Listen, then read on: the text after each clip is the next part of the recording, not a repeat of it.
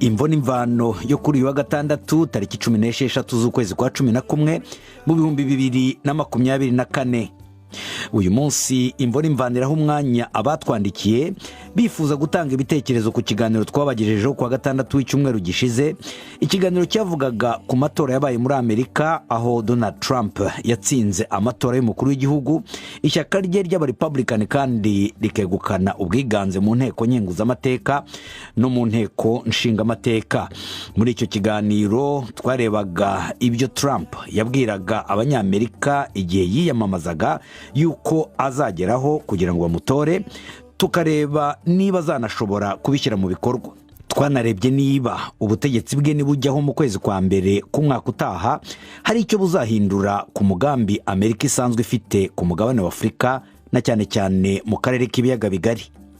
Abatumire bacu bari Claude Rwaganje ukora mu karere ka Westbrook, aho ni muri leta ya Maine muri Amerika, mu mwaka w'2019 no mu 2022 akaba yari yamamaje mu ishyaka ry'abademokrate. Yarashyigikiye rero Kamala Harris. Twari kumwe kandi na Esperance Hope ikora, we mu 2022 yiyamamaje nk'umushingamateka wo mu ishyaka ry'abarepublican muri leta ya Iowa, aho ni muri Amerika. Ni umunyeshuri wiga political science, akaba yarashyigikiye Donald Trump. Undi twari kumwe ni Joseph Sebarenzi, umusesenguzi mu bya politike utuye muri Amerika, akaba yaranabaye umukuru w'inteko nshingamateka y'u Rwanda. Iki kiganiro mwagiteguriwe kandi mugiye kukigezwaho na Ferenga Kwaya. BBC gahuza miryango i Bukavu ni kuri FM 102.2. Mu batwandikiye reka duhere kuri uyu wo muri Repubulika ya Demokarasi ya Kongo.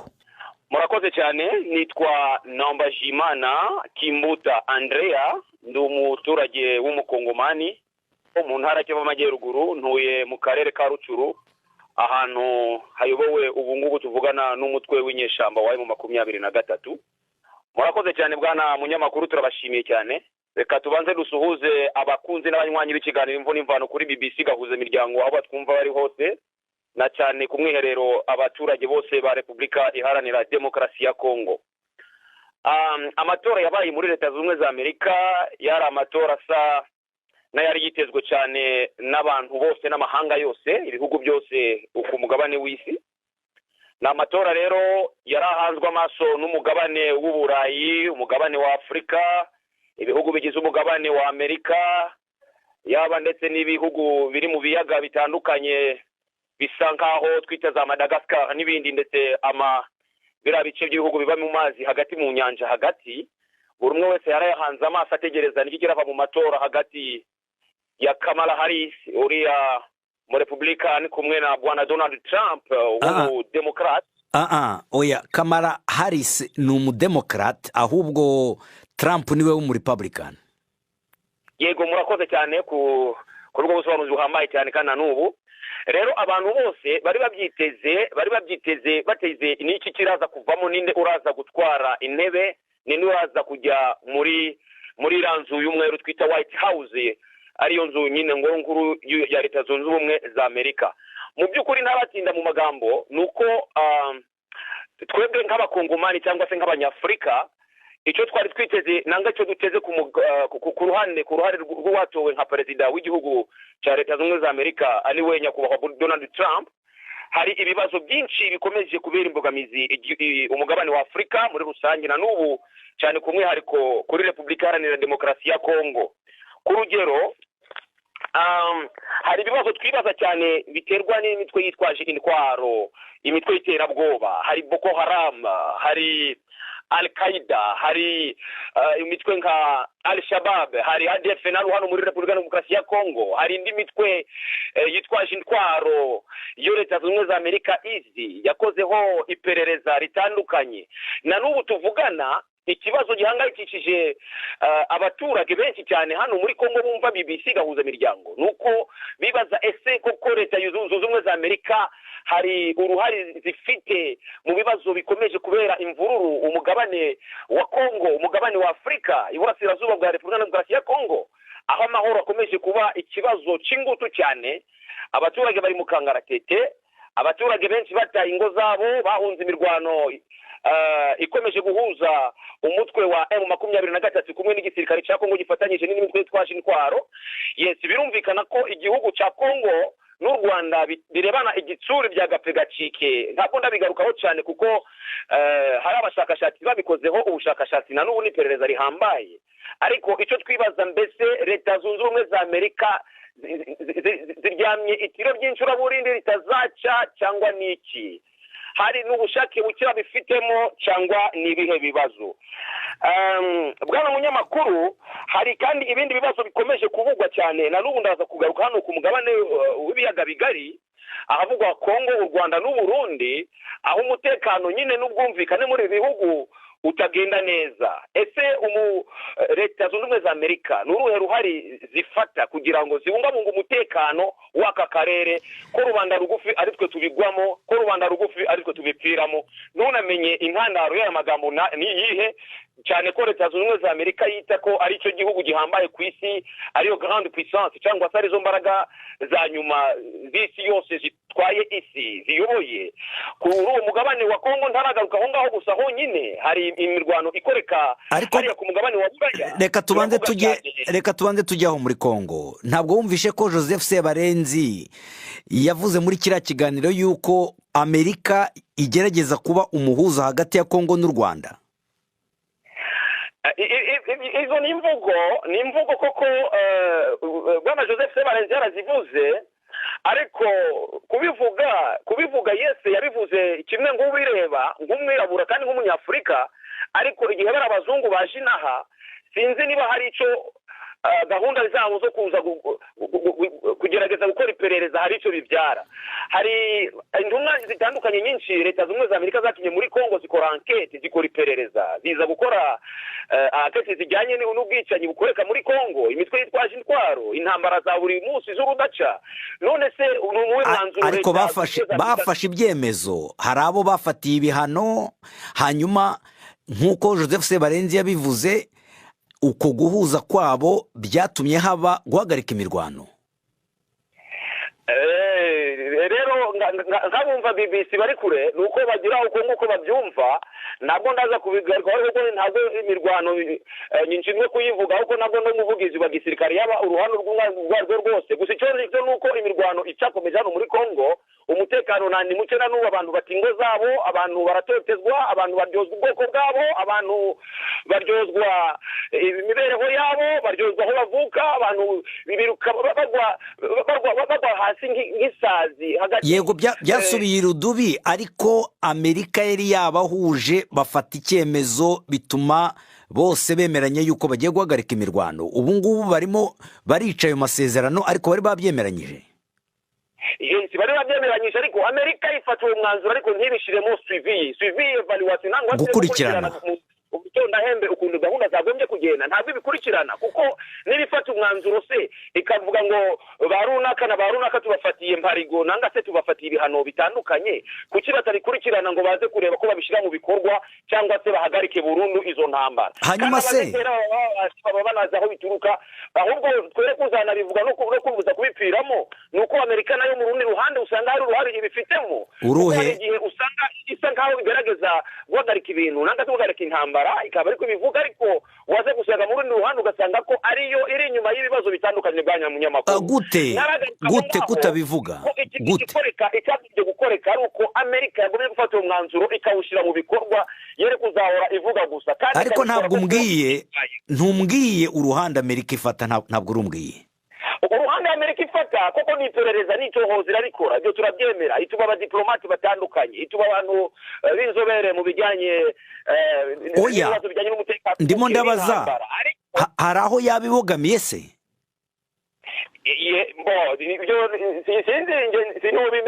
Sinubimenya kuko nyine hirya gutsinda igiti kigo kigiye amatabi yarahengamiye none se wemenya ko Amerika ihengamiye hehe nibihengamiye iburasirazuba niba ari burengerazuba ntawe wamenya ubwo utabizi rero ntuyishinje ubwo amaze gukorwa nk'umuyobozi mukuru w'igihugu cyane cyane z'ubumwe za Amerika nangwa umuyobozi w'isi yagombye gushyiramo agategi akaza kwita ku baturage ku kiremwamuntu ubwo hari n'ikibazo cyaje kuntangaza ubona kugira ngo ibiganiro imvura imvano ndetse n'amakuru menshi ya BBC gahuza imiryango ku rubuga rw'anyunguranyambaga rwa Facebook nasanze ko hari ahantu umwanditsi muvuga ko Donald Trump mu ngamba afite ari ukuzakura ingabo zose za US mu bihugu bitandukanye bigize umugabane w'isi none se kandi Amerika izabifasha iki kugira ngo ifashe isi guhasha no kurwanya ibibazo by'umutekano muke kandi ariwo umugabane wa Afrika na cyane akarere k'ibiyaga bigari ariwe gahanze amaso erega ibyo nibyo nyine naringiye kukubwira yuko abatumire bacu bose icyo bumvikanye barimo bararangiza kino kiganiro yaba Claude Rwaganje yaba Esperance Hope ikora yaba Joseph Sebarenzi bose bavuga ko nta mugambi Donald Trump afite kuri Afrika yari yashyira ahagaragara kandi iyo barebye n'irya myaka 4 yategetse bavuga ko atigeze akandagira no muri Afrika bakavuga rero bati ntacyo tubona yashobora kuzamarira cyane Afrika niyo mpamvu nibaza none se ni ku ruhe rwego kandi Amerika yiyita ko ari icyo gihugu ariyo grande puissance nangwa atari icyo gihugu gitwaye isi yose niba atazashobora gukemura ibibazo byo muri Afrika na cyane ibibazo bibogamiye akarere k'ibiyaga bigari ibibazo by'imvururu bivugwa mu mutekano w'iburasirazuba bwa Repubulika ya Demokarasi ya Kongo niba ataza kubyishiraho akayishyira ku ruhande rw'impunzi zikomeje kuba hanze abakongomani babayeho nabi niba ataraza kubyishiraho kugira ngo akemure ibibazo bitandukanye bikomeze kutubera imbogamizi wumva ko ari izihe mpamvu azongera kwita kandi nanga se Amerika izongera kwita ngo niwe mugabane ngo nicyo gihugu gitwaye isi yose umugambi we maze bakaba bari mu kangaratete bwana ariko umugambi waravuga ngo Amerika imbere y'ibindi byose agiye kubanza yite kuri Amerika mbere yuko ajya ku yandi mahanga yego amazi aje mu mazi kandi amazi aje amabuye n'amabuye aje amazi yarari n'amazi aje amabuye yarari n'amabuye nuko none se Amerika igowe n'iki Amerika ifite ikibazo ki Amerika ihangayikishijwe n'iki arabivuga ariko arabivuga kwita ku bibazo bivugwa muri Israel na Palestine kujya kwita ku bibazo bivugwa muri Urusiya na Ukraine kujya kwita ku kibazo kivugwa hagati ya M23 na guverinoma ya Kongo kugira ngo abikemure abaturage turyane buce kabiri ibibazo birangire niba atanabishoboye nuko ko nta mpamvu yuko Amerika ishobora kwita igihugu cyitwaye isi bwana munyamakuru icyo nasabaga Trump ni ukugira ngo ashiremo agatege imyaka 4 yose yatwaye mu manda yasize ubwo yacuye manda ye ntuyageze muri Afrika na nubwo kwa nakenera ngahagera niba atanabishaka ariko ahatunga ijisho afite indorerezi zihari afite ambasade zihari hano muri Kongo mu Rwanda mu Burundi n'ahandi ndavuze abo bose ramaso ye yagombye gushiramo agatege akakira ibibazo byabo ibirego byabo raporo bakoze akazishyira mu bikorwa kandi akita ku mutekano wa buri wese na n'ubu umuturage ni ukomeje kugubwaho nabi bikeneye amahoro iwacu nta kindi kintu dushaka Amerika yerekotse igitutu abantu batagira nshiye no mu bibazo bafite nanga se kwirengagiza ibibazo bihari igasa nitabireba ahubwo ibirebe kandi bishire mu mwete tunashima nyine cyane kubona ko nayo yatugobotse nubwo byose tubikesha Imana ihoraho. Okay, urakoze cyane ku bitekerezo utanze bwana Andre Kimbuta. Murakoze cyane Felega kwaye. Undi watwandikiye we ava i Lusaka muri Zambia. Ye nitwa Mugisha Jean nkaba ndo Murundi nkabereye mu gihugu cya Zambia Lusaka kuri capital. Nkaba ndo Murundi maze igihe muri iki gihugu umwe mu banditso bandika basaba bavuze ko aya matora. None muri kiriya kiganiro ibyo twavuze washakaga kugira icyo uvugaho ni ibiki?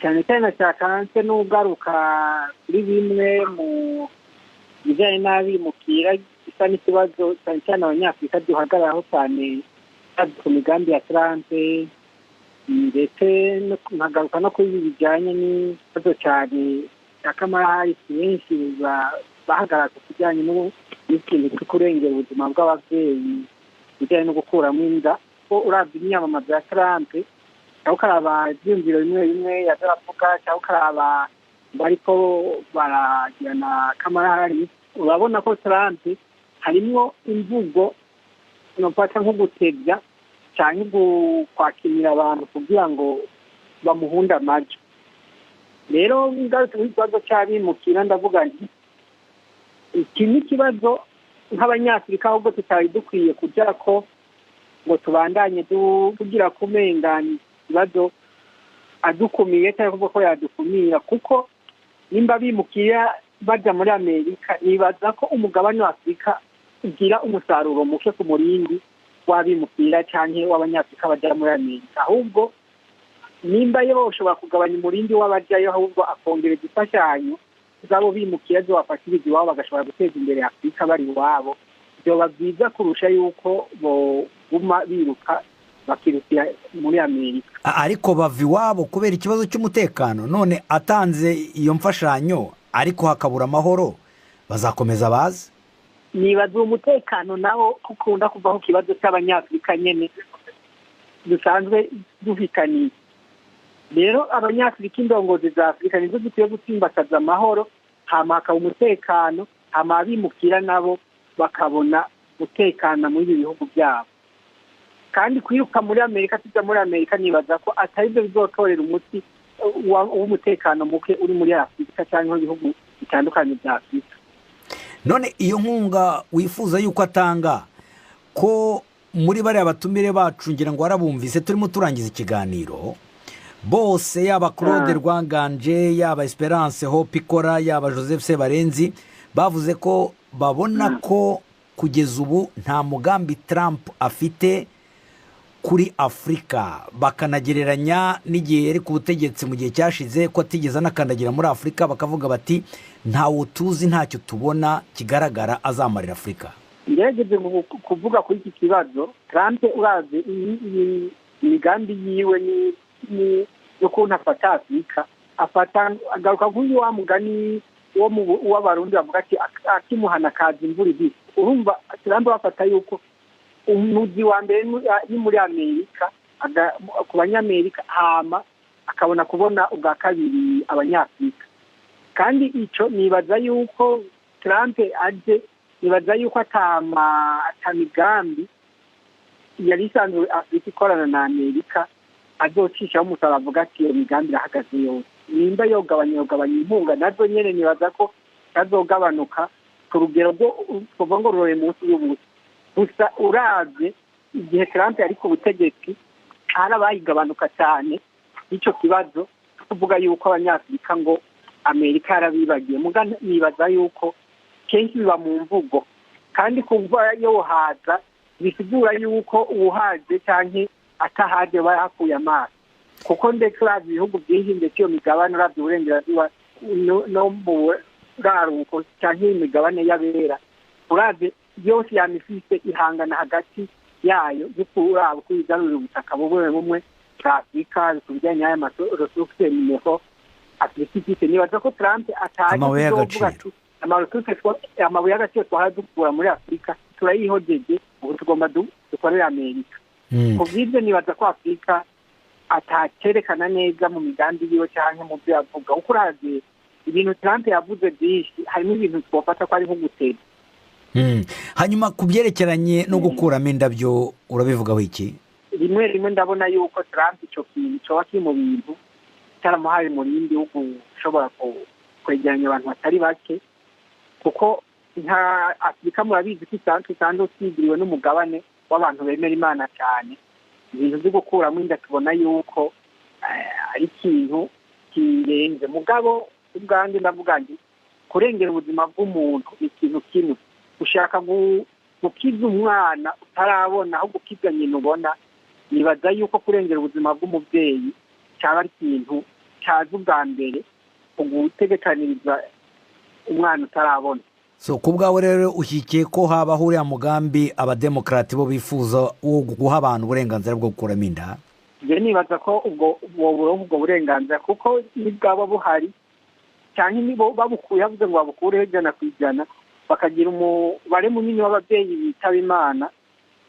Nibaza yuko aka musaruro bogira. Ariko warabyumvisha uko Sebarenzi yabisobanuye. Sebarenzi yavuze ko ntabwo ari 100%, baha amahirwe iyo babonye yuko bigiye kugira ingaruka ku mubyeyi, ibyo barabyemera.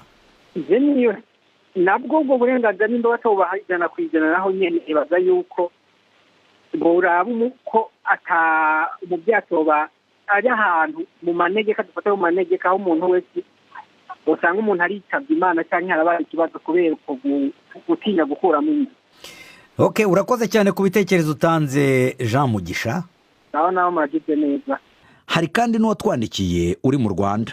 Amazina yanjye nitwa Bizimana Muhammadi, mperereye mu ntara y'Iburasirazuba, akarere ni Gatsibo, umurenge ni Kiziguro, akagari ni Rubona, umudugudu ni Kigabiro. Ibitekerezo byanjye rero ni ibitekerezo bibiri. Ikintu cyanteye impungenge ku matora yo muri Amerika ni ukuvuga ngo ririya torwa rya Trump, kandi mbere y'uko atorwa hari imigabo n'imigambi yari yihaye, hakaba hari n'abimukira yavuze ko bagomba gusubira iwabo. Umuntu ufite icyangombwa kimwemerera gutura muri Amerika baba bashobora gusubizwa iwabo. Ese ikindi mbaze nk'impunzi zimukiraga z'abanyamurenge zizongera kwimukirayo kubera ko baba bagiye ku ruhushya rwa HCR. Ariko niba warumvishe kiriya kiganiro kuri icyo cya mbere, niba warabyumvishe neza muri kiriya kiganiro, wumvishe ibyo hari ibyacitse. Okay, rero niba hari ibyo utumvise, twari dufite umutumire witwa Esperance Hope Ikora, niwe warushyigikiye Trump muri aya matora, akaba ari uwo mu ishyaka ry'Abarepublican rya Trump. Uyu rero yabisobanuye neza, arimo aravuga ati ntihagire abantu babyitiranya. Trump ntabwo yanga abimukira baje mu buryo bwiza buhuje n'amategeko, ati ibyo avuga yanga ni abantu baje mu buryo bunyuranije n'amategeko butemewe. Yego, nabyumvise, icyo ndumva kivivutse, ndakisobanukiwe neza cyane. Okay, ngaho ujya ku cya kabiri. Ikindi cya kabiri, abandi bantu bashobora kwimukira bafite ibyangombwa nta kibazo, icyo cyemezo ntikibareba. Nibyo nyine nari nsobanuye. Abaje banyuze mu buryo bwemewe n'amategeko nta kibazo bafite. None se akandi kabazo ngira ngo nkubaze, wanyemera ko nkubaza ku byerekeye na Ukraine, ku byavuzwe mu kiriya kiganiro se? Wanyibutsaho niba hari ikindi cyavuzwemo. Biriya Sebarenzi niwe wabikomojeho, ndetse na Claude Rwaganje nibo babikomojeho, bavuga yuko nubwo Trump avuga yuko azahagarika iriya ntambara ya Ukraine n'Uburusiya mu masaha 24 ngo atazabishobora, bakavuga ko yabivugaga gusa kugira ngo areshya abantu bamutore. Byari amaresha mugeni. Niko bavuze. None se ko nabanye ku rubuga rwanyu mwari mwanditseho inkuru ivuga ngo bagomba kujya mu biganiro byanga bino, kandi n'iriya ntara Uburusiya bwigaruriye ya Crimea, Ukraine ikayihara, koko nibyo? Ibyo ubonye ku rubuga ni nabyo uyu nkubwiye Claude Rwaganje yavuze. Yavuze yuko icyo Trump yashakaga gusobanura iyo avuga ko agiye guhagita ahagarika iriya ntambara vuba, ari uguhagarika inkunga Amerika yahaga Ukraine, bigatuma bariya abanyaburayi babura uko babigenza, bona Ukraine bakemera kujya mu mishyikirano n'Uburusiya, bityo rero bigatuma intambara ihagarara. Kandi noneho kubera yuko babona yuko Trump adafitanye ikibazo na Putin w'Uburusiya, akavuga ati ashobora kujya ku ruhande rwa Putin, akavuga ati aho Putin yari amaze gufata hariya mu bice bya Ukraine akomeza hagume. Nicyo basobanuraga. Sawa, urakoze, byari ibyo ngibyo. Sawa, urakoze kutwandikira. Urakoze nawe. Mukomeje kumva insamirizi ya BBC Gahuza Miryango, ikiganiro Imvo n'Imvano. Ikiganiro kandi mukurikira kuri Kisoro FM muri Uganda, kuri Facebook kuri BBC Gahuza, no ku rubuga rwacu rwa bbcgahuza.com. BBC Gahuza Miryango Igoma ni kuri FM 93.8. tujye noneho mu majyepfo ya Afurika naho nyine hari abatwandikiye.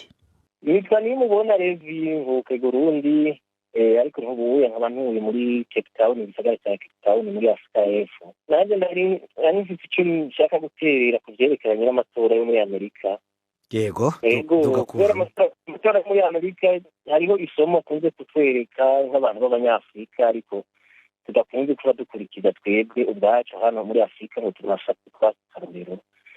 Nk'akarorero ka mbere urabona yuko muri Amerika kubisikanya ku butegetsi cyangwa uwatsinzwe wese ategereza gushyiraho intahe ishyize akavuga ati abanyagihugu ibyo bavuze ntiturenza ku bitandukanye cyane no muri Afurika n'umuntu yari asanzwe ari ku butegetsi kugira yemere yuko abanyagihugu batamwizeye ngo bamuhe amajwi.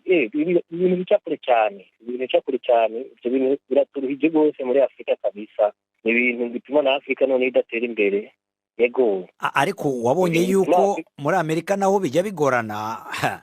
Uribuka uyu Perezida Trump mu 2020 yari yanze kuva ku butegetsi nawe. Yego, sinzi kumbure ko barekana kaciyemwo, ariko urabona igihe Trump muri aya matora aherutse, igihe Trump yatsinze amatora, urabona nk'ukuntu ikintu nashimye cyane igihe cyanditse ku mutima ukuntu bajya bari kubahiganwa bya Kamala Harris na Perezida Joe Biden. Bace bategereza kwemera ati ni ukuri turashyizeho intahe ishyize abanyagihugu twabonye bashize, turemeye kubisikanya ku butegetsi mu mahoro. Kijya kintu si ikintu cyoshoboka byoroshye muri ibi bihugu byacu byo muri Afurika. Noneho nawe ubururu bwinshi murabubona ko bigenda hino. Ariko rero hari ibindi point nashaka kuvuga ko ku byerekanye amatora yo muri Amerika, inkurikirizo gukurikira kuri politike mpuzamahanga. Hariho ukuntu nyene sinzi Amerika ikunze kwereka ibindi bihugu byose byo ku isi yuko ariyo umuyobozi kumbure w'isi. Kijya kintu nacyo kirahangarikishije isi kabisa. Urabona yuko gikwega injyana zitandukanye mu buryo butandukanye. Gerageje kuraba nk'ukuntu bapfa ibintu by'ubutunzi, ukuntu Ubushinwa ngo bwemewe cyane ku isi cyangwa ukuntu bwemewe cyane muri Afurika, ariko bo bakaca bagaruka bakagira umutima mubi, aho bavuze ati ibyo byose turabi cyatumye abanyafurika cyangwa isi ishaka kwirukira Abashinwa gusumba twebwe, ariko bo bashaka kuca bakwega injyane n'Abashinwa mu buryo bwa politike, bakabadugiriza ibintu by'imisoro n'iki. Ibyo bintu nabyo usanga umenga ni ibintu bitaboneka neza, cyangwa ugasanga Amerika kumbura yashoje intambara nyinshi cyane, bashyitsa abantu ibintu bagiye bivanga mu matati y'ibihugu bitandukanye. Bijya nabyo ya politike kweri kuri nanjye sinibuza nk'umuntu w'umunyafurika n'umuntu politike y'isi ko igenda. Ariko se muri kiriya kiganiro ntiwumvishe yuko abatumire bacu hafi ya bose, na cyane cyane uriya witwa Esperance Hope ikora ndetse na Joseph Sebarenzi, n'uriya witwa Claude Rwanganje nubwo ari umudemokrate yarashyigikiye Kamala Harris, ariko we nawe yavuze yuko Trump adafite umugambi wo kongera kwivanga mu bibazo nk'ibyo ngibyo mu bindi bihugu, ko we ashaka kwibanda muri Amerika. Kuri Amerika ubwayo ikijya kintu kirahimbaye cyane, kuko burya umuntu wese sinzi nko mu Kirundi cyangwa mu Banyarwanda bakunze kuvuga yuko ubugabo bwihabwa umuntu wese yubahirwa icyari. Banda kurondera komportema yiwawe bavanye n'ukuntu wikomporta, umuntu wari we wese acagaruka kuguhereza none icyubahiro kugaruka kuri wewe. Ujya mugambi Trump afise hamwe yo kurikiza kujya biri no kuri ibintu byogenda neza gusumba. Abandi bote isi yotegereje kuba Amerika ari kwibanje kwerekana ati natwe turafise turiyubashe iwacu, hari demokrasi turayikurikiza uya tukabubahira icyo bari, ariko batabanje gutera ubwoba isi kumbure ku bigwanisho cyangwa ku nguvu za gisirikare baba bafite. Ibyo nabyo nenga byogaruka kubuza bati byubakisi katwereka akarorero keza, batabanje kuvuga ati dukoresha ibikenya natwe adashyizeho dushize twebwe natwe tuca dukoresha inguvu za gisirikare. Yego nivyo bitekerezo bane yisize kandi no kuri murakoze kunyakura nanjye kugira nawe icyo bati nanjye nashikiriza murakoze kuri BBC. Numva ndabakunda cyane kweri. Urakoze Levi nimubona. Yego murakoze cyane kabisa. Murakoze cyane. Murakoze gose. Murakoze. Uyu wundi we yatanze igitekerezo cye mu kibazo. Ku mazina ni Jafeti Bayubahe. Ukaboherereye uwo? Mu Burundi mu muri Ntahangwa komine Kamenge.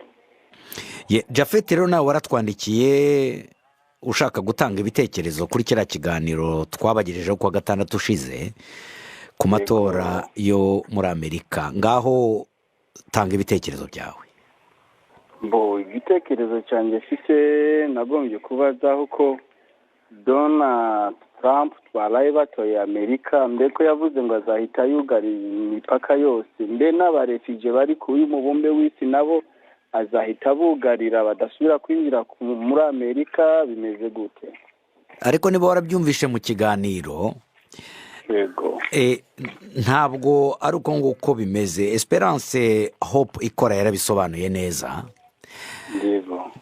Kugara imipaka Trump avuga ni ugukumira abantu bashaka kwinjira mu gihugu mu buryo butemewe n'amategeko, ariko gukomeza kwakira abimukira baje mu buryo bunyuze mu mategeko byo bizakomeza kuba, niko yavuze. Ikibazo cyane nari ifite nk'intererano yari iyo ngiyo murakoze. Dusubire mu Burundi, uyu nawe yashatse gutanga ibitekerezo. Je nitwa Ndayize Ferdinand, ndi mu Burundi mu ntara ya Bubanza kumina Gihanga. Kiriya kiganiro nagikurikiranye cyose, kandi amatora ya Leta Zunze Ubumwe za Amerika n'amatora aba inyuma y'imyaka ine isi yose yahanze amaso. Nabashije kumva ijambo Perezida Obama yavuze kuri mugenzi we Trump. Numva amajambo amuvuze ko cyukuri yari amajambo kandi y'ukuri yavuzwe na Perezida Trump. Ariko nayo Trump nawe yavuze kuri bo bariko barahangana Kamarari, nayo yari amajambo ariko ateye ubwoba gusohoka mu kanwa k'umutegetsi agiye kuyobora isi, aho yashoboye kwita bari bahanganye ko ari umusazi adakwije imyita mu mutwe. Sinzi ko ndabisubiyemo, ariko yavuze ko ari umubeshyi kandi yuko adafite ubwenge bukwiriye. Ego murakoze kumusora. Yavuze gutyo nyene, ariko tugiye kubiraba ajya amajambo yashoboye kumuvuga ko yuko ari umubeshyi adafite ubwenge bukwiriye, tukaraba n'ayandi yari yigeze kumuvuga ko mbere avuga ati mbega uyu mugore Kamala Harris ni umunyafrika canke n'umuhinde. Byaducanze gushikaho tuvuga ati mbega aba bantu bariko bahiganwa kugira ngo basiganeyo canke bariko bahiganwa kugira ngo bazane iteka isi. Yageze kuvuga muri make amajambo Perezida Obama yamuvuze ko yavuze amajambo y'ukuri Perezida Trump yavuze, ariko nticyabujije ko batora Perezida Trump. Nimba batoye Perezida Trump nuko bashimye imigambi yari afite, ntibakurikije amajambo yavuze, bo batoye imigambi. Iyi Amerika yacu isanzwe ifite imigambi ibiri, iyo migambi ibiri niyo ivamo wa perezida. Abademokrate bafite politike yabo itandukanye n'abarepublike. Nko muri aya matora abademokrate twarumva bavuga yuko bazoha uburenganzira umugore gukorora inda no guhuza ibitsina kwa bitangiye. Hama Perezida Trump nawe abarepublike nashazana politiki ivuga ati twebwe ntabwo tuzoza dushigikira ibyo. Ajya amatora ya Leta Zunze Ubumwe za Amerika, uko jewe novuga ko nabitahuye, nabonye ko hari kwahiganwa esprit zibiri. Ndiko mvuze esprit ni impwemu mu Kirundi siko muvuga? Ego ni impwemu, ni imyuka ibiri no kubyo kwizera. Kubera Perezida Trump we yari kumwe n'abakristo, niko no bivuga. Nusukuvuga ko mu ba demokrate abakristo bariyo, ariko mu mvugo mu myamamazo yabo hari aho hantu ubu Kristo bwa bufite ingufu nyinshi. Hanyuma se uko bari abatumire bacu babisobanuye waranyuzwe? Ego mvuze kuri France na Claude bajya icyo bavuze naracumbise. Umwe yashoboye gushigikira kudefanda uwo umukandida yarashigikiye, ariko hari ijambo umuhisi Bob Marley yigeze kuvuga, bivuga mu Gifaransa ati la seule fois où les politiciens disent la vérité, c'est quand ils se traitent entre eux de menteurs. Ngerageze kubivuga mu Kirundi ati igihe gusa abanyepolitiki ashobora kuvuga ukuri ni mu gihe ko baritana ababeshi hagati yabo. Rero barumvamo umwe avuga ati mwebwe murabesha, mwebwe murasezerana ibintu mu bishitsa, aho umwe yabajije ubundi ati mbega kuri manda ya mbere ya Perezida Trump ko yari yavuze ngo azokubaka uruhome zo tandukanya Mexique na Amerika. Yaragwubatse urwo ruhome uwavugira Trump cyangwa mu mwanya wa Trump yavuze ati ntabwo yabashije kuronka umwanya ukwiye kubaka kubera ko yatwaye manda imwe, reka rero tumurindire muri no manda birashoboka kazogubaka. Bavuze ku bintu by'abimukira muri politike ya Trump cyangwa abarepublike sinzi ko ari bose ntabwo bakunda abirabure sinzi, aho bavuze ngo mbega Trump mu myaka ine yatwaye 2018 yoba yarigeze ashika akandagira muri Afrika. Sinzi ko ari gutahura kwanje kuri hasi, ariko nyenga na Joe Biden sinzi ko yaraje muri Afrika, kiretse ko twumvise ko vuba ashaka kuza muri Angola. Sinzi ko ari Angola, sinzi igihugu azaza muri Afrika. Yego yari afite umugambi wo kujya muri Angola, byarapfuye kubera iriya myuzure yabaye, biriya bihuhusi byabaye hariya muri za Florida. Yego sinzi rero Ferrin mwebwe mukurikirana ibintu hafi kuturusha, Joe Biden barigeze aza muri Afrika? Yatumye cyane umushikiranganje w'imibano n'amahanga, niwe wakunze kuza, uriya witwa Blinken niwe wakunze kuza muri kariya karere, yaranaje mu karere aho ngaho k'ibiyaga bigari, yaraje mu Rwanda no muri Congo. Yego yaraje. Rero tugarutse kuri iyi politike ya Trump na Kamala Harris, twadusubiye inyuma gatonya, kimwe no uvuga ko cyatumye Trump ashobora gutsinda amatora ni iriduzwa ry'ibiciro byabaye muri Leta Zunze Ubumwe za Amerika. Ntabwo iriduza ry'ibiciro byabaye muri Amerika gusa, byabaye ku isi yose, ariko ahanini bo amafaranga yabo yagiye mu ntambara. Trump navuga ati jewe nje guhagarika intambara, nimba by'ukuri aje guhagarika intambara azoshikana igihugu ciwe ku byo yifuza, natwe isi yose turamuhanze amaso, kuko ino ntambara iteje ikibazo ku isi yose. Ariko ashobora guhagarika y'Uburusiya na Ukraine, sinibaza neza ko azohagarika hariya muri kariya karere ka Middle East, hariya za Isirayeli na bijya bihugu by'Abarabu, kubera muri 2018 Perezida Trump niwe yabashije kuvuga yuko Isirayeli ishobora guhindura umugwa mukuru ukava Tel Aviv. Rero nimba Trump abangaje muri iyo politiki ashaka kuzotuma kariya karere kagumamo intambara, mugabo nko yobaje ataje kwisuka muri politiki y'ibihugu by'amahanga, ashaka gutuma Etazini nkuko yayivuze itera imbere igasubirana bwa bubasha yahoranye kera, kuko n'ubu munsi Etazini ababyemera n'abatabyemera, mugabo turazi neza yuko ayo iyoboye isi. Ego urakoze cyane ku bitekerezo rero utanze, bwana Ferdinand Ayizeye. Sawa murakoze namwe kukanya muduhaye. Murakoze cyane. Ibiganiro bya BBC gahuza miryango mukunda nk'amakuru, imvo n'imvano, urunana, ikiganiro cy'abagore cyangwa baza muganga, ubu biraboneka kuri podcast. Jya kuri bbcgahuza.com maze ushake ahari podcast. Amakuru yose yuko podcast ikora nuko wayishyira muri telefone yawe, byose urabihasanga. Reka dusubire muri Repubulika ya Demokarasi ya Kongo. Hari kandi undi watwandikiye ashaka gutanga ibitekerezo. Amazina ni Ngabo Mahindure, ndi mu karere k'ibiyaga bigari i Goma. Twumvishe ukuntu umusesenguzi yasobanuye n'abatumirwa bakira kiganiro cy'ubusize. Uwo musesenguzi ugushaka kuvuga ni Joseph Sebarenzi? Ndavuga Joseph Sebarenzi n'abatumirwa Claude Rwanganje hamwe na Esperance Hope. Okay. Nukuri cya muntu yasobanuye impande aherereyemo, ariko twebwe hano i Goma abantu benshi bishimiye ukuntu amatora muri Amerika yatambutse n'intsinzi ya Donald Trump. Kubera iki? Impamvu ni ibyo Trump yasobanuriye abaturage n'isi yose ibyo ashyize imbere. Twaje kubona ko akeneye amahoro.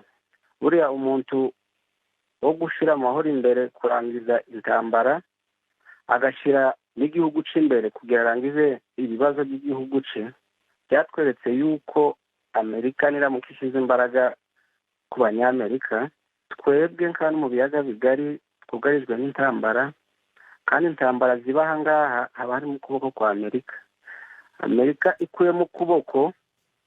Ubwo kuboko ushatse kuvuga iki?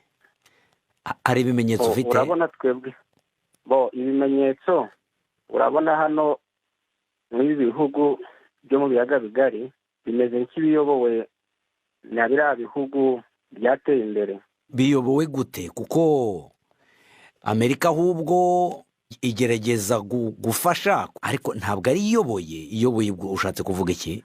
Aho nshatse kukwereka yuko Amerika igerageza gufasha gukemura ibibazo. Niho nshatse kukwereka igerageza gukemura ibibazo byo mu karere. Niho nkweretse yuko ibibera aha ngaha nayo iba ibifitemo ukuboko. Ngira ngo urimo uratandukanya n'ibyo uriya musesenguzi Joseph Sebarenzi yavuze ahubwo yuko Trump ugereranyije n'ukuntu nta kintu yigeze avuga yuko azajya gukora muri Afurika ku mugabane wa Afurika, n'ibyo ubu butegetsi bwari buriho bwa Joe Biden bwarimo bukora bugerageza gufasha ibyo bihugu byo muri Afurika, avuga yuko bishobora kutazongera kuba, ahubwo yuko Afurika igomba gutangira gutekereza kwirwanaho. Ngira ngo warabyumvishe neza uko yabivuze. Narabyumvishe, ariko urabona ko niba Amerika izita ku bya Amerika ntiyite ku byo mu karere, ntibivuge ngo dukeneye tubwirute tubafashe, twe ubwacu tukishyiriramo imbaraga. Buriya ibibazo biba mu karere ni uko solisiyo zishaka kuboneka, ibisubizo bishaka kuboneka, biriya bihugu nyine niyo Amerika irimo bigashaka kubikemura uko bo babyumva.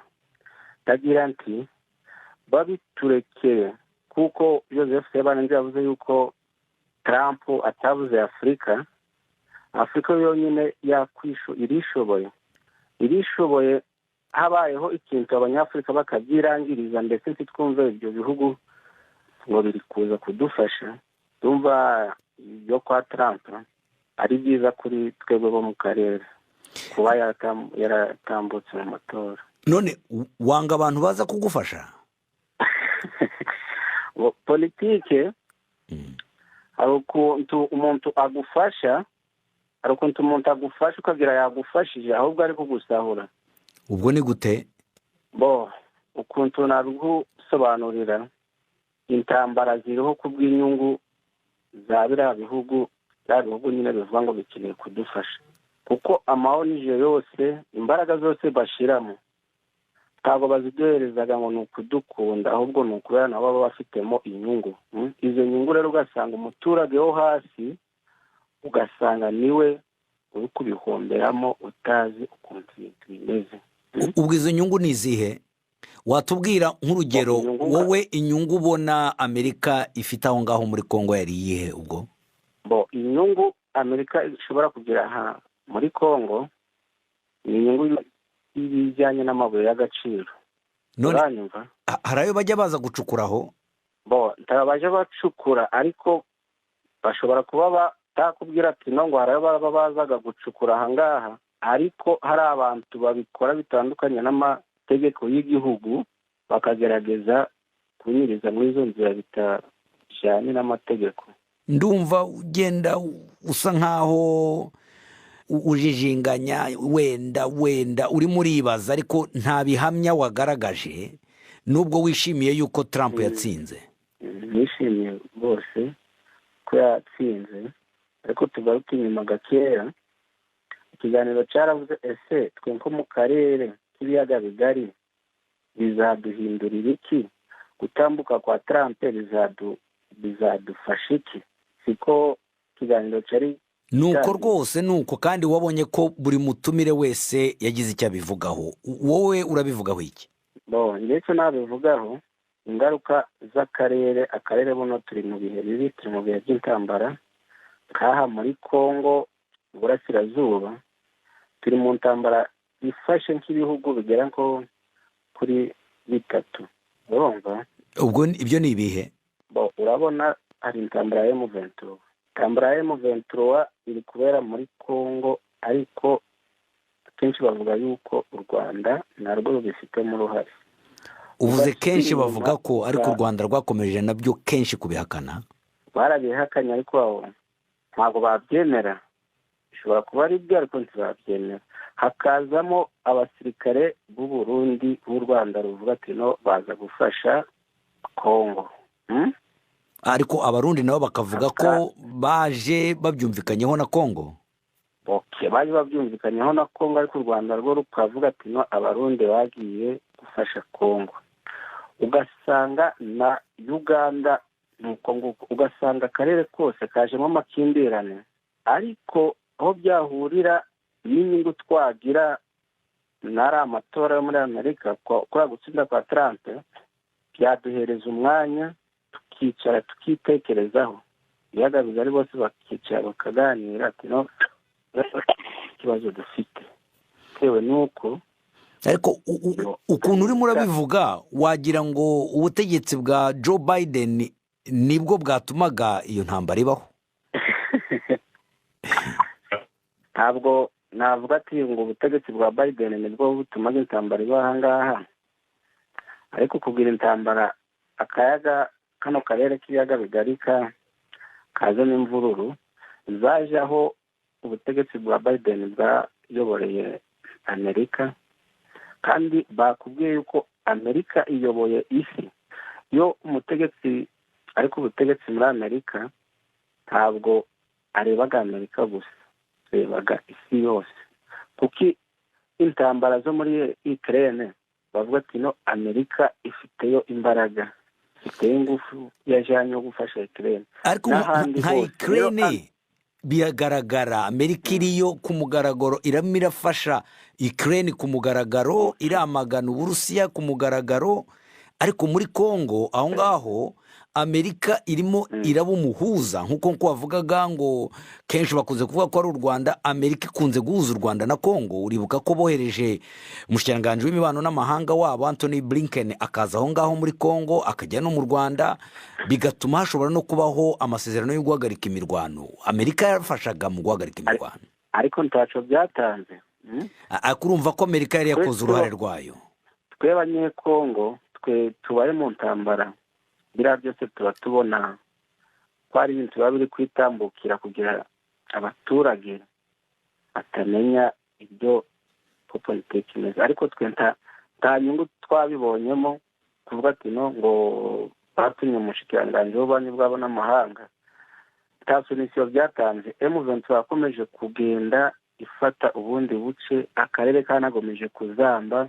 Ahubwo tugize amahirwe Trump k'ubuyobozi bwe tazanatume n'umushikiranganji avuga ati no mwigwarize ku bibazo byanyu, byarangira vuba vuba. Okay, urakoze ku bitekerezo utanze Ngabo Mahindure.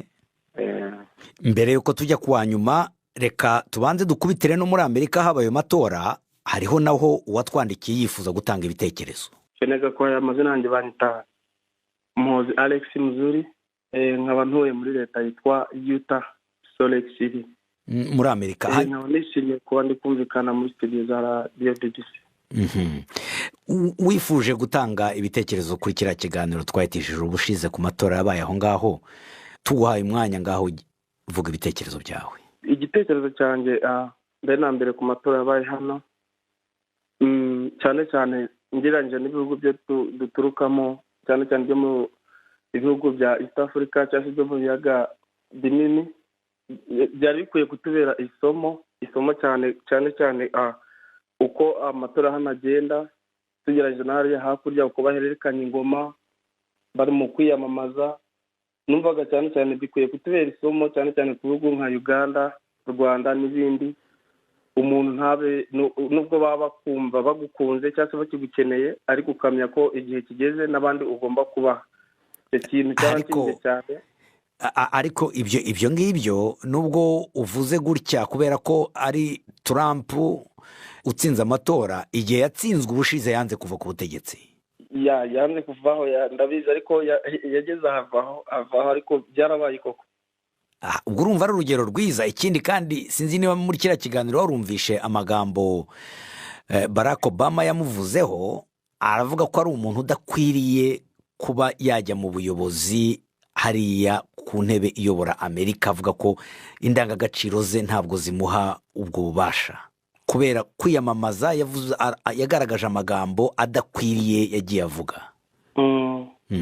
None niryo somo Afurika yakuramo? Si ryo somo gusa, ariko nasabaga ntitwite kwita ku kureba ibibi by'umuntu, ariko n'ibyiza babirebe ibyo, kuko ari Barack Obama ishyaka ariho, ishyaka Trump ariho, ntabwo ari rimwe, ntabwo bagomba kuvugana ibyiza gusa, ariko n'ibyiza birahari bya Trump, kandi nayo mpamvu aka kanya ari we yicaye mu ngoma. Nubwo ibyiza bihari, ariko iyo ugiye kuvuga ngo abere urugero abandi, Afurika ubundi niyo yagaragaragamo iyo amatora agiye kuba, habagamo wenda gufata ingamba zikomeye zerekeranye n'umutekano, ariko noneho naho ngaho muri Amerika byarabaye aho bitabaza inkeragutabara kugira ngo zize batabare mu matora. Urumva iki ari ikintu koko gikwiriye gutanga urugero? Ntabwo gikwiye gutanga urugero, nta nubwo, kandi cyane cyane aricyo njye nshingiyeho mvuga ku byo ndeba byabaye.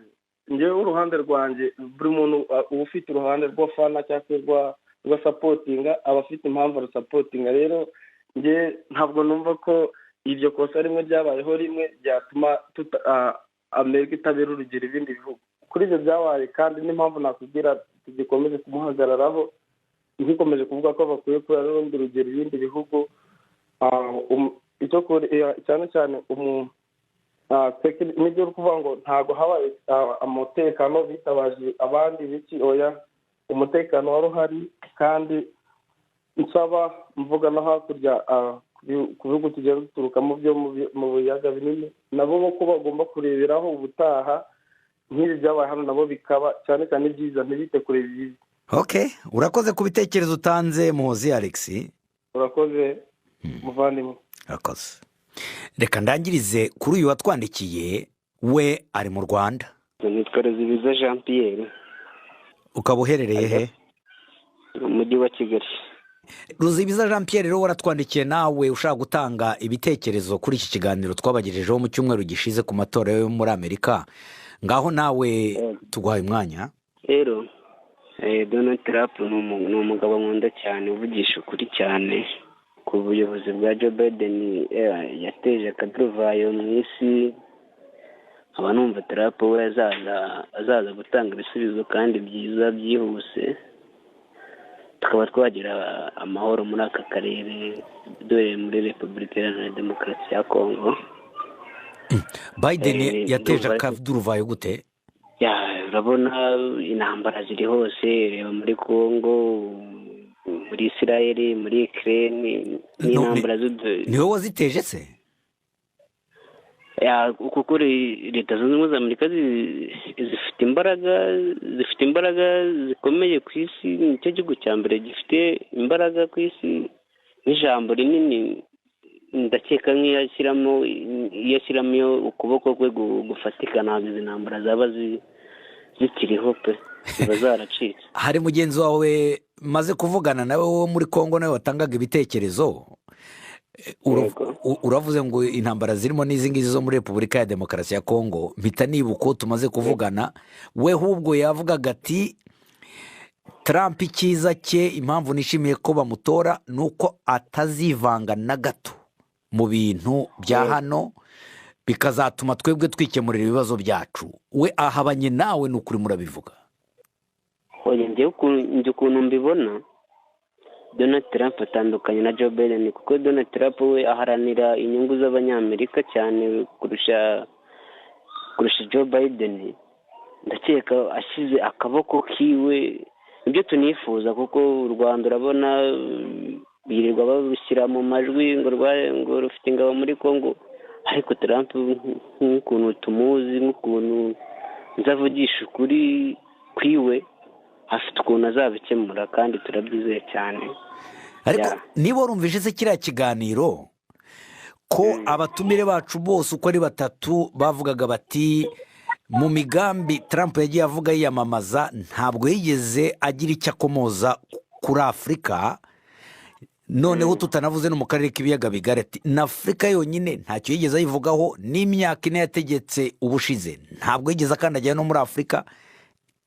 Wowe urabikura hehe wibaza yuko noneho Trump ari cyo agiye kumarira afurika na cyane cyane aho ngaho? Yigeze kuvuga ngo afurika ngo ni nk'ubwiherero. Ndakeka afite abajyanama wiwe sije yaba yazanye kuba ashobora kuba yariyamamaje, ntabwo yakongera kuvuga ko afurika ari nko muri wese niryo jambo yakoresheje, ahubwo njye ndabona ari cyo gisubizo twaba dufite gikomeye, kuko afurika yateye imbere ariko kubera ibiduruvangayo n'iki, ndakeka ko Trump we azaza agakemura intambara yo muri Congo, kandi nabyo twifuza muri aka karere. Azayikemura gute? N'ayo magambo wumvishe avuga azayikemura gute? Ukuntu azayikemura, azi ibyananiye Joe Biden byo guhuza u Rwanda na Congo, we ndakeka we azabikora, azabishyiramo imbaraga kurusha Joe Biden. Joe Biden ubutegetsi bwe bwashoboye nk'uko bivuze guhuza Congo n'u Rwanda, habaho guhagarika imirwano. Ubona bataragerageje? Ntabwo ariko byagenze, byaramunaniye, kuko Joe Biden n'uriya mugabo nuze uriya visi perezida we Kamala Harris ntabwo bigeze babanira Afurika pe, niko navuga, ntabwo bigeze babanira Afurika. None ko Trump avuga ko umugambi we nyamukuru ni ukwibanda kuri Amerika, ni nayo mpamvu barya abatumire bose bavugaga yuko babona ko Afurika ubu ngubu igiye kwirwanaho. Wowe ntabwo ari kubibona? Ntabwo njye ariko mbibona, ahubwo njye ndabona Afurika aribwo igiye kungukiramo kuba Trump atowe. Nanjye nibyo nifuzaga, kuko buriya ubutegetsi bwa Joe Biden ntabwo nabwemeraga kubera n'ukuntu yari ayoboye isi muri rusange, ntabwo nabyo, ariko Trump we niwe nifuzaga muri njyewe. Mufitemo icyizere hehe? Uragikura he? Impamvu mfite icyizere ni uko ibyo Trump yivugiye ubwiwe igihe yari perezida yabashije kubishyira mu bikorwa. Ntabwo wumvishe urya mutumire wacu Claude uko yabajije mugenzi we Esperance amubaza ati Trump yavuze yuko azashyira urukuta hagati ya Mexique na Amerika, ariko nta nubwo yubatse na metero 5, niko yavuze. Ibyo niba byumvise? Yego narabyumvishije. None wowe icyo cyizere uragikura he? Njye mfite icyizere. Trump ni umugabo nkunda cyane, personally, pana mu bintu byo kuvuga ngo ni perezida, ngenda namukunda cyane. None umukunda gute? Nariya magambo wumvishe Barack Obama avuga ati umuntu utagira indangagaciro nk'izi ngizi niwe ugiye kuza gutobera politike ya Amerika, wowe ukamukunda? Obama nawe buriya ntabwo mukunda, kuko yashegeshe Afurika, yateje intambara muri Libya. Buriya wo yataza guteza intambara muri Libya, Afurika bimeze neza bitekanye. Niyo mpamvu yaba Obama yaba Joe Biden ntabwo ari abagabo nkunda cyane, kuko baraduhungabanyije cyane muri Afurika. Okay, urakoze ku bitekerezo utanze Jean Pierre Ruzibiza. Yego. Aha rero niho turangirije kino kiganiro, aho twahaga umwanya abashatse gutanga ibitekerezo ku kiganiro twabagejejeho mu cyumweru gishize. Ikiganiro cyavugaga ku matora